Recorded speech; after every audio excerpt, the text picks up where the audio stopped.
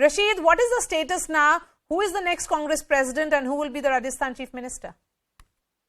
I think, Marya, you have said a lot of things and your report is quite comprehensive. Here we are seeing, vintage Sonia. I mean, a lot of crises and things when things look very bleak. Now she has stooped and to conquer, in a sense that to overcome that kind of rebellion, the way she kind of, within 6 months after Sharad Pawar's rebellion, I mean, in Maharashtra, Congress shared powers with the NCP, newly formed NCP. She had alliance with DMK in the context of Jain Commission report, which was linked to Rajiv Gandhi assassination, etc. So she is very pragmatic, and here, it was very obvious it was Mr. Ashok Gehlot who had a kind of, rebelled, because all those things that was said at Shanti Dhariwal's house could have been said at the CLP meeting also. There was nothing to stop MLAs from saying that they don't want pilot or they want Mr. Ashok Gehlot's continuation. Yet it didn't happen. A gross act of indiscipline. Yet Mr. Rasheed, I'm just trying to understand why should in senior leadership or the Gandhis decide who will be the next chief minister of Rajasthan if it's Mr. Gehlot who has an iron grip over his party, and in 2020, if anything, he sent that message that he can keep his party together. I'm going to take that question to you, Radhika. Radhika, what appears clearly now is, we may say whatever, but Mr. Ashok Gehlot has sent a message that he believes in authority as well, that he would not just be a rubber stamp chief, party president if that ever happens. Now it looks like that it's hardly unlikely, clearly unlikely, but then why should his authority be challenged? Exactly. When you do not have power in the center and you're not likely to get it in the foreseeable future, at least it doesn't seem like you are entirely dependent on your state leaders, and you should learn to respect your state leaders, to be beholden to them for little things. After all, where did the Congress hold its last conclave? It held the conclave in Udaipur because there is a government in Rajasthan. It can range from things like hosting conclaves to, fundraising, which is very important for the Congress, the lifeblood of any party. So I just don't understand what kind of death wish possessed the central leadership, that they had tried to sort of fiddle around with somebody like Ashok Gehlot and got this brilliant idea to move him to the center as the Congress president, which I think is an unenviable job at the moment. And your report said that the central observers have recommended disciplinary action against three of them. I assume they're all three Gehlot loyalists. That's right. You cannot separate Gehlot from those 1992 who met at Mr. Dhariwal's house, and of which I think 70 odd MLAs have even submitted their resignations to the speaker. So Gehlot has taken the pitch this far, and I do not see him backpedaling just to please the high command. Yes, and Radhika, I'm going to ask that question to you also again in just a bit. Then why did the Gandhis make that promise to Sachin Pilot? They knew very well what Ashok Gehlot was, a magician who has complete control over Rajasthan Congress. But before that, Sanju Verma, after the Punjab fiasco, the developments in Rajasthan indicate many ills in the Congress, particularly at hierarchical and functional levels. You may just say that you are watching on the sidelines, it's an internal matter of the Congress party, but the smile on your face says it all, Sanju. Marya, I think both Radhika and Rasheed Kidwai, normally I think we are always on the opposite sides of the fence, but I agree on some issues with them. Radhika made a very interesting point that funding, let's be very clear, let's be practical.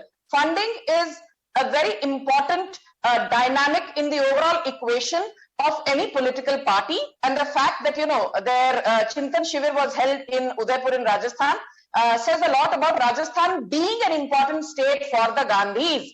But, Rasheed Kidwai spoke about your report being comprehensive. I agree there with him, but he spoke about, Sonia Gandhi being pragmatic.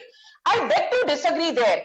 When you know that there is a Bharat Jodo Yatra which is on, and by the Congress's own admission, forget what BJP has to say, by the Congress's own admission, the Bharat Jodo Yatra is a roaring success. Now, if one were to believe what the Congress and its acolytes are saying, then what was the need to have in the middle of a Bharat Jodo Yatra this entire Rajasthan imbroglio? Couldn't this have waited for another day, or couldn't the Congress president's elections be postponed after the Yatra was done away with, so that you don't handle too many things at a given point in time? Okay. Now you've opened battle lines on various counts. I will just end by saying one thing, that today Congress is in power in only 2 states on a standalone basis on its own merit, Rajasthan and Chhattisgarh. Yes. And after Punjab, I feel this is Punjab 2.0, a redux of Punjab 2.0. The only thing we need to see is who is going to be the Channi of Rajasthan, because the Channi of Punjab could not deliver the goods for the Congress. And I think the Congress is suffering from a Stockholm syndrome. I say Stockholm syndrome because why would you want to, as Radhika said, alienate your regional satrap like Ashok Gehlot, who apparently is the only one today who can win you a couple of MLAs, a couple of seats. And Rasheed, point very well taken there, because someone who is also acceptable to your cadres. The choice of Rajasthan Chief Minister Ashok Gehlot as the 88th president of AICC was made with this agenda as well, that he was acceptable and he was someone who could call up a Mamata Banerjee or a Sharad Pawar, because he has that kind of acceptability and also because of his age. But it was also done with another reason, because they wanted to keep their word. The Gandhis wanted to keep their promise that was made to Sachin Pilot. The question is, why was that promise made? Was that promise made wrongly? They should not have promised something like that to Sachin Pilot, knowing fully well that what Ashok Gehlot is capable of doing, that he could even split his own party.